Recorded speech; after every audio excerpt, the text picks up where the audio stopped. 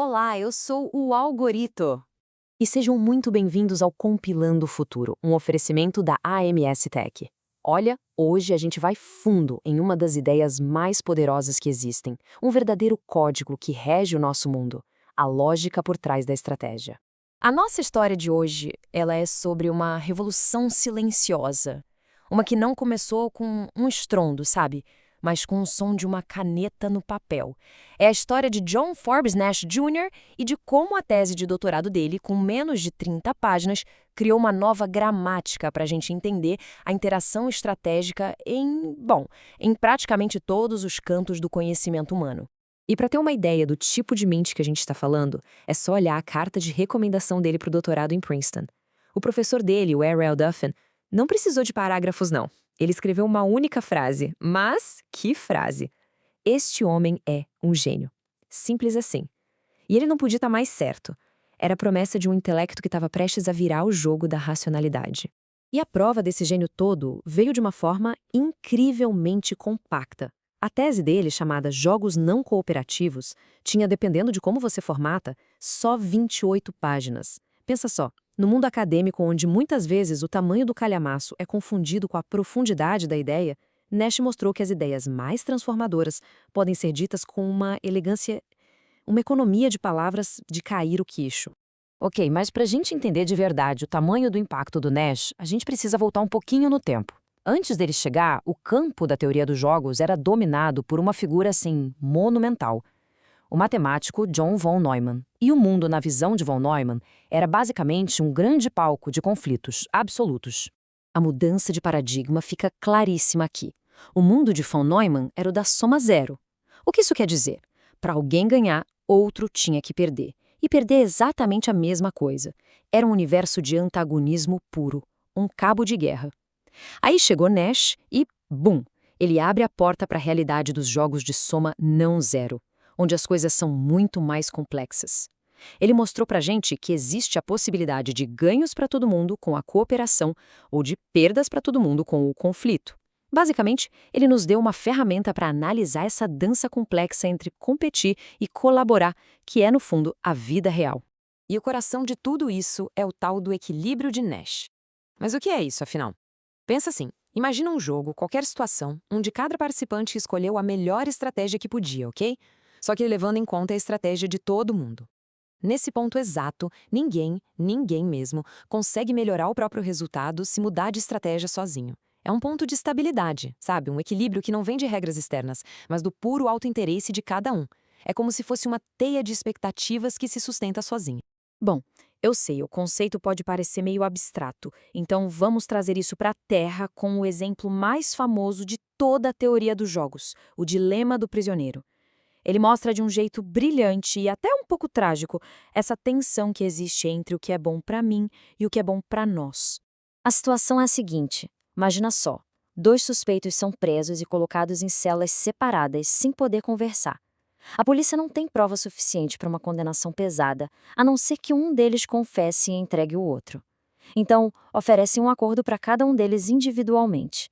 A escolha que cada um tem que fazer é essa aqui: confessar, traindo o parceiro, ou ficar em silêncio, cooperando com ele. Agora, vamos dar uma olhada nessa matriz de resultados. Pensa do ponto de vista do acusado 1. Se o acusado 2 fica quieto, a melhor jogada para ele, para o acusado 1, é confessar, porque aí ele sai livre. Certo, agora, e se o acusado 2 confessar? Bom, a melhor jogada continua sendo confessar para pegar 5 anos em vez de 10. Ou seja, não importa o que o outro faça, confessar é sempre a melhor estratégia individual. E o mesmo raciocínio lógico vale para o acusado 2. O resultado disso, os dois confessam. E aqui está o grande paradoxo da coisa. Seguindo a mais pura lógica do autointeresse, os dois prisioneiros chegam no equilíbrio de Nash. Os dois confessam e pegam 5 anos de cadeia. Só que existia um resultado muito melhor para eles, que era se os dois tivessem ficado quietos pegando só 1 ano cada um. Mas a falta de confiança, a impossibilidade de combinar o jogo, leva eles para um resultado que é pior para todo mundo. A racionalidade individual, nesse caso, leva a uma irracionalidade coletiva. É de explodir a cabeça, né? Mas a verdadeira genialidade da ideia do Nash é que ela não serve só para economistas ou para prisioneiros imaginários. Essa mesma lógica Essa gramática da estratégia, ela aparece em lugares que talvez nem o próprio Nash tivesse imaginado. Olha só, na biologia, por exemplo, o biólogo John Maynard Smith pegou a teoria do Nash e criou o conceito de estratégia evolutivamente estável. Aqui, os jogadores são os animais. As estratégias são comportamentos que vêm no DNA, tipo ser agressivo, que ele chamou de falcão, ou ser mais cauteloso, a pomba. A recompensa aqui não é grana, claro, mas a aptidão darwiniana, sobreviver e se reproduzir. E o equilíbrio de Nash.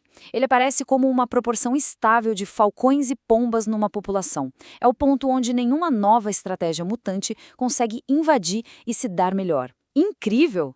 E agora, dando um salto para a fronteira da tecnologia, a gente encontra o equilíbrio de Nash bem no coração da inteligência artificial moderna, nas chamadas redes adversariais generativas, ou GANs. Pensa nisso como um jogo entre duas IAs. Uma, a geradora, tenta criar imagens falsas, tipo uma foto de um gato que não existe. A outra, a discriminadora, tenta descobrir que a imagem é falsa. Elas ficam competindo, uma aprendendo com a outra, melhorando a cada rodada até que atingem um equilíbrio de Nash. O gerador fica tão bom, mas tão bom em criar falsificações, que o discriminador simplesmente não consegue mais diferenciar o que é real do que não é.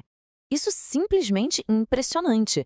A mesmíssima estrutura lógica, a mesma busca por um ponto de estabilidade, está governando as interações de executivos numa sala de reunião, de animais na savana e de algoritmos num servidor. Nash não descobriu só um conceito de economia, ele descobriu um padrão universal da interação complexa. No fim das contas, o que fica do trabalho de John Nash é muito mais do que só uma equação. É uma lente nova, uma nova forma de enxergar o mundo.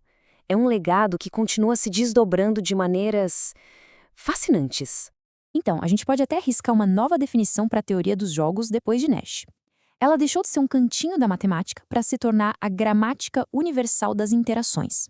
É a linguagem que descreve como agentes com seus próprios interesses, sejam eles pessoas, genes ou pedaços de código, encontram um ponto de equilíbrio num sistema que é complexo e onde todo mundo depende de todo mundo. E a relevância disso hoje é gigante. O fracasso de tratados climáticos como o de Kyoto pode ser visto como um dilema do prisioneiro em escala global, onde o incentivo de cada país para poluir acaba sendo maior que o bem coletivo. Guerras comerciais são jogos onde o equilíbrio pode acabar sendo tarifas e mais tarifas, prejudicando todo mundo. Entender o equilíbrio de Nash não dá respostas fáceis não, mas dá um diagnóstico preciso do porquê a cooperação, mesmo sendo vital, é tão, mas tão difícil de alcançar. Isso tudo nos deixa com uma pergunta para a gente pensar.